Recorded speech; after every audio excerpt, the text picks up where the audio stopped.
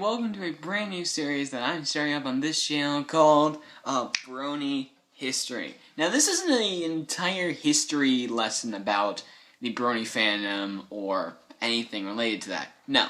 This is a series where I will talk about the entire history of one Brony in the entire community. First episode, and the first few episodes really, are going to be about Forced Rain. Basically what I'm looking to do is I'm going to start with the musicians that were in the Brony Polka video by Animated James and go from there. So be sure to check out the other videos about Sugarclaw Pones, Wooden Toaster, Living Tombstone, Mike the Microphone,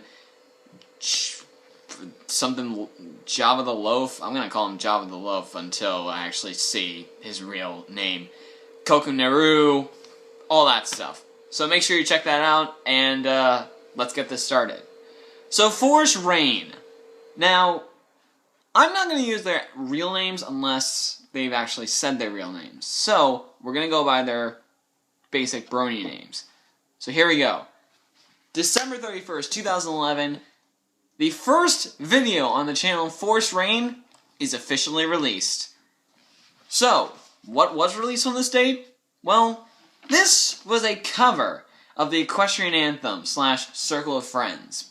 Basically, the Circle of Friends song had just been released, and Forrest was one of the first people to actually do a cover in time for New Year's.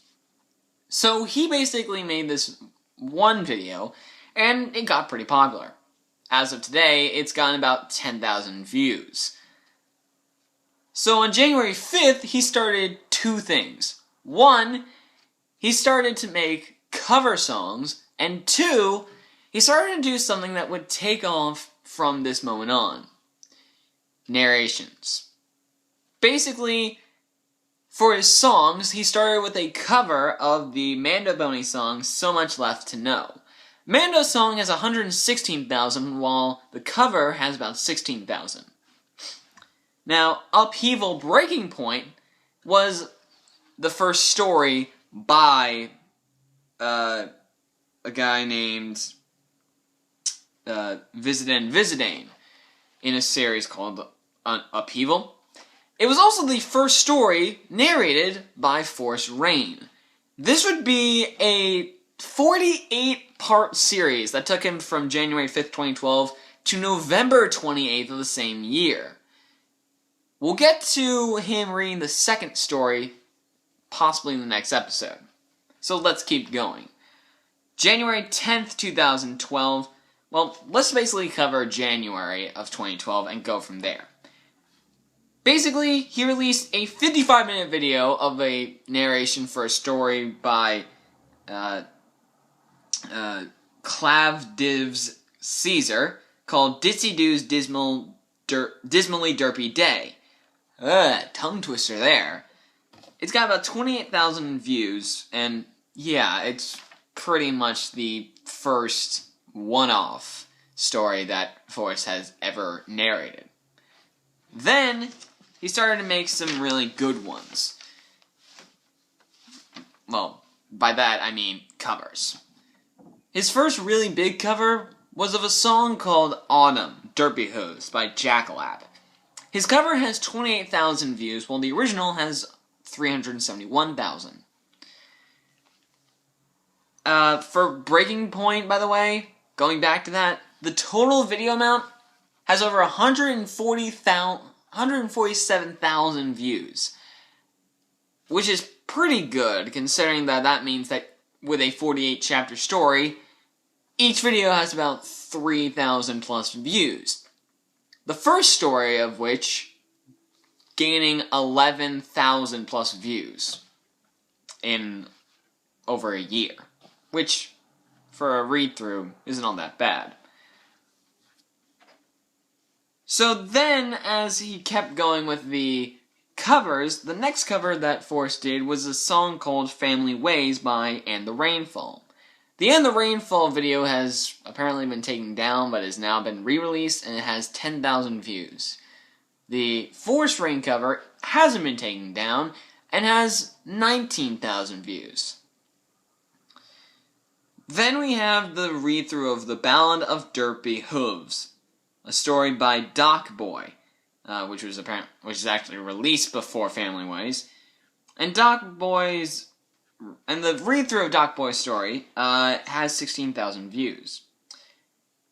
Then we have Spitfire's Day Off by Arteme with 10,000 views, and that basically kicks off February 2012, which would basically be the first of many great years for Forest Rain.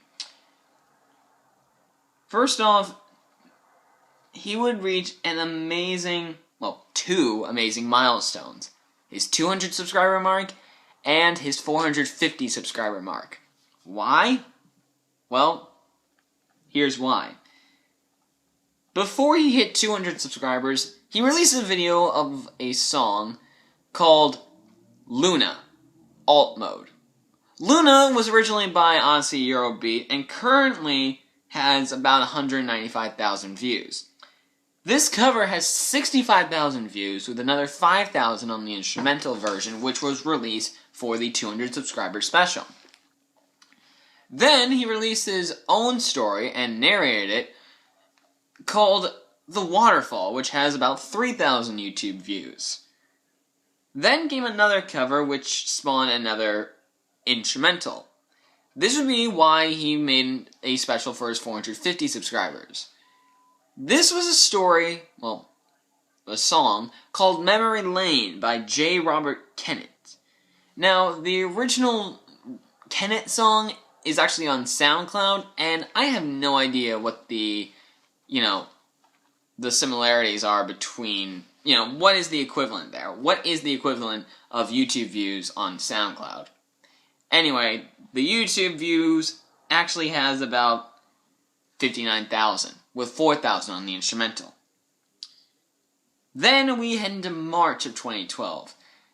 And in March, it was one of the greatest week, really, of Forrest's life. There was a song called You're Gonna Go Far, Kid, which was released way back in 2008, and had a music video on YouTube in 2009. In 2011, a Pony music video of the song was released. And a few months later, here's Forrest with a new song based off of the PMV. The original video has over 28 million views. The PMV, over 15 million views. The song is Join the Herd. The song is actually released in two versions. The first one, the pop version, has 304,000 views. The second, the rock cover, has 326,000 views. Then we go into another story called Bottled Up. Story 1, Bite of Lime by No Space, which has about 4,000 views. Then he released a song called Trixie in May, at the end of May, and it got about 53,000 views. This, of course, being his own song. So, at this point, he's already released a few other stuff, too. Why do we skip over April? Well, April was also another big month, because in April, he released 3 videos. His first, a new original song called Hey Miss Derpy, which currently has over 132,000 views. Second, Speed Paint BBBFF, which is basically something of a collab between himself and Pony1 Kenobi, which currently has 67,000 views. Thirdly, the track to an amazing song from May, The Massive Smile Project. The original song has about 79,000 views, and the Brony's for Good Uganda charity video by Brony Dance Party has over 888,000 views. Anyways, Then we head into May with Bottled Up Night of Stories, which was released 3 days before the music video. This story has 3,000 views, which is actually the same, which is a little bit less than Bite of Lime, which is basically, by the way, Bottled Up is a sort of shipping story between Colgate and Berry Punch. Yeah. Anyway, then we have a gigantic gap for June. What do I mean by that? Well, other than his real stories, his, continuation of Upheaval Breaking Point, he didn't really make anything. I mean, the only thing I really missed was a video that he made for Brony Dance Party's birthday on March 25th. But, whatever. Anyways, then we go into July. But hold on a second. One thing before I go and we head into the second half of 2012. Which means, technically, this might be a 4-parter. Who knows? Basically, June 30th and July 1st, I know I said this before, but these 2 days would be the most specific days to remember. And here's why. So, Forrest went to BronyCon 2012 summer in Secaucus that day. Well, both days. He was an artist vendor at the time, and basically he went around trying to see what everyone else was selling.